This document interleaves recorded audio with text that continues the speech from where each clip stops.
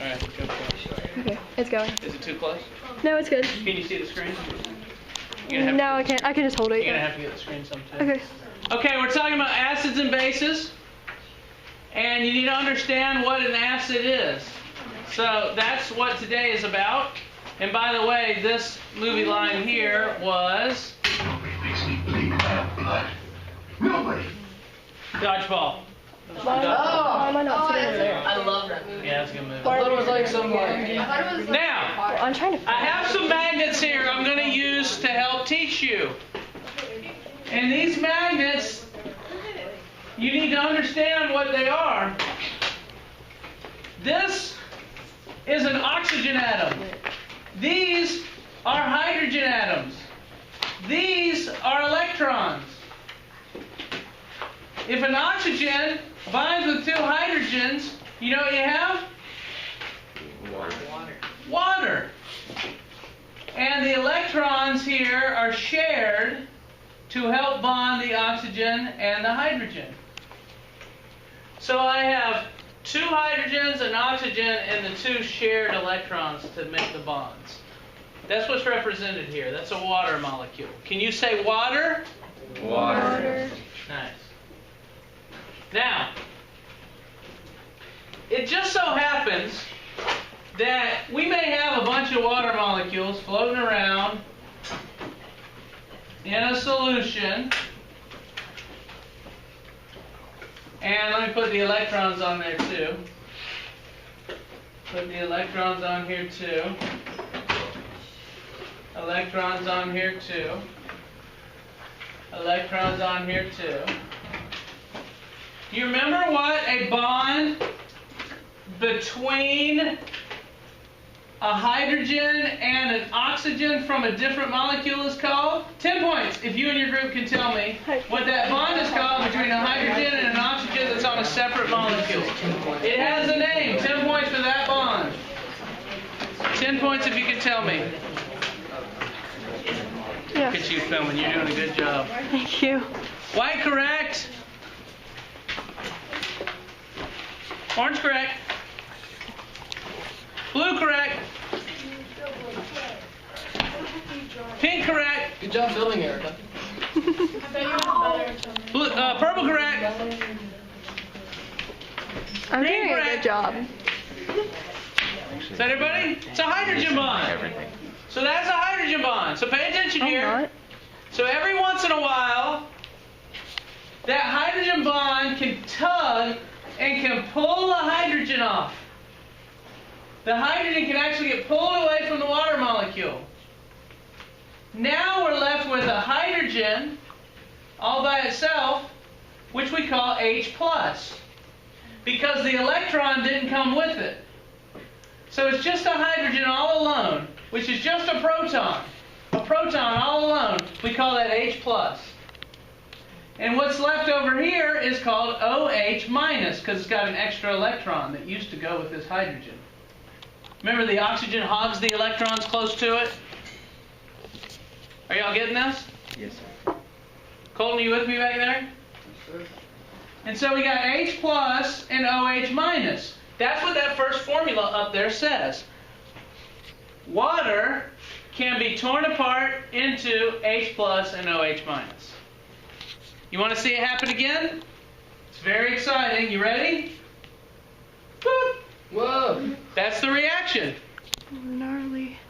Now this hydrogen could hook onto that water and form a new structure called H3O+. Do you see that down here? H3O+. We call that the hydronium ion. Can you say hydronium? Hydronium. Did you have a question? What's hydroxide? Like, is it? Hydroxide is OH-. So that's the OH- is hydroxide. The H+ is a hydrogen ion, and if it hooks to a water, that's hydronium. So two water molecules, that's what it shows here, can change into an H3O+, a hydronium, and a hydroxide. You ready? You want to see that happen? Woo! Now we have a hydronium and a hydroxide. Understand these formulas? You have to be able to understand chemical formulas. Chemical formulas are our friend. Not food. Not food. Friend, not food. That's Finding Nemo? Yes, sir. Yes. Has anyone seen the new one, Finding Nemo 2? Finding Dory. Finding Dory? Yeah, good? Haven't seen it It yet. was really emotional. Why is it all I'll go see rainbow? it. Do you see that? I'll go see it. I don't want to cry though. Is it I'm not waiting for gonna? it. Is it gonna look like that? Like, or Okay, back to this. Okay. So, check this out. I guess it's fine. What's going on? You alright? Oh yeah, it's just like the screen's rainbow, but I think. Oh yeah, that's because Okay. when you're shining the screen, the way the Okay. light hits it. Okay. It's okay. That's just something the viewers at home have to deal with. Okay. Y'all deal with it. Okay, so if you put an acid, now let me tell you what an acid is. An acid is anything that you put into water that yields hydrogen ions. For instance, have you ever heard of HCl? No, sir. HCl is called hydrochloric acid. And then I have heard of If we put HCl into some water, the H and the Cl will get torn apart, and the hydrogen will be floating around alone. See all these hydrogen ions? If you have a lot of hydrogen ions floating around, they will stick to waters and make a lot of hydroniums, and that's what an acid is. An acid is something that has a lot of hydrogen ions in the water. Something that you put in the water that yields hydrogen ions. Does that make sense? That's what an acid is. A base is something that takes up hydrogen ions. A base can absorb hydrogen ions. So let me give you an example of a base. NaOH. We call that sodium hydroxide. If you put sodium hydroxide in water, the Na and the OH come apart, and you know what the OH will do? It'll grab hydrogens to make H2O. So if you remove hydrogens from the water, it's a base. If you add hydrogens to the water, it's an acid. It's all about hydrogen. As a matter of fact, if you've ever heard of pH, have you heard of pH before? Yes. That means power of hydrogen. Oh. If you have a lot of hydrogens, you'll end up with what's called a low pH. Now, why is that? It's because pH is measured as the log of the hydrogen concentration. Now, this is math that you won't have to do in here, but basically, here's the deal. I'll explain the math. You won't have to do the math, but I just want you to understand. In regular water, let's go back to regular water. See, we just got a bunch of water molecules. In regular water, one water molecule out of about 10 million will break up and release an H. So only about 1 in 10 million water molecules will break up and release an H. 10 million is this number. Have you ever seen the number 10 million before? Yes. It's 1 followed by 7 zeros.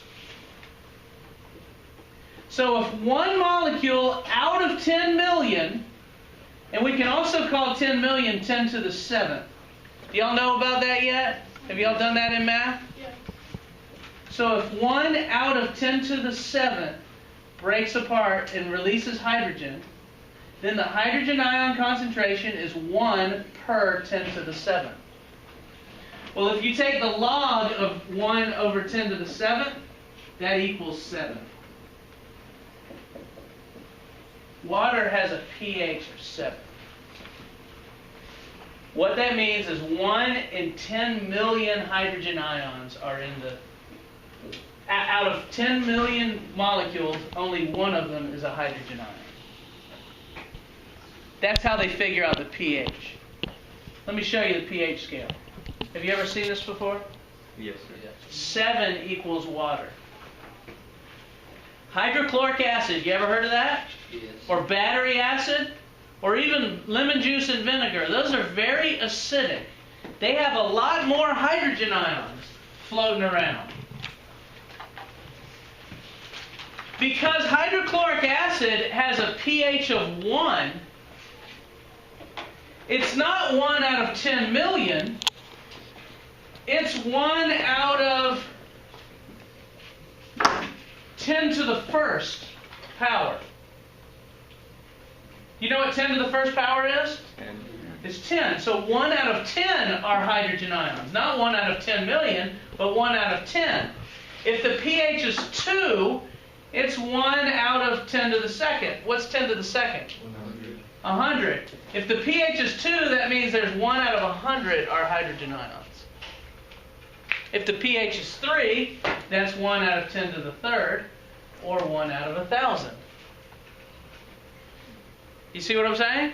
So the more hydrogen, the lower the pH, because it's 1 over 10 to the pH. Wait, the higher the hydrogen, the lower the pH? The hydrogen, the lower the pH. Yeah. So it's what we call an inverse relationship. And that's kind of confusing. You'd think the more hydrogen, the higher the pH, but it's backwards. So hydrochloric acid and battery acid and lemon juice and vinegar and soda, like a Coke has a pH of 3. And that means there's a lot of hydrogens floating around. Way on the other end, the basic end has bleach and soap and drain cleaner. Those don't have very many hydrogens around. Because what they are things that will absorb hydrogen ions. So if there happens to be a hydrogen ion floating around in the water, let's go back to water, 1 in 10 million times you release a hydrogen ion. But if there's a base in there, the base will absorb the hydrogen ion and take it away.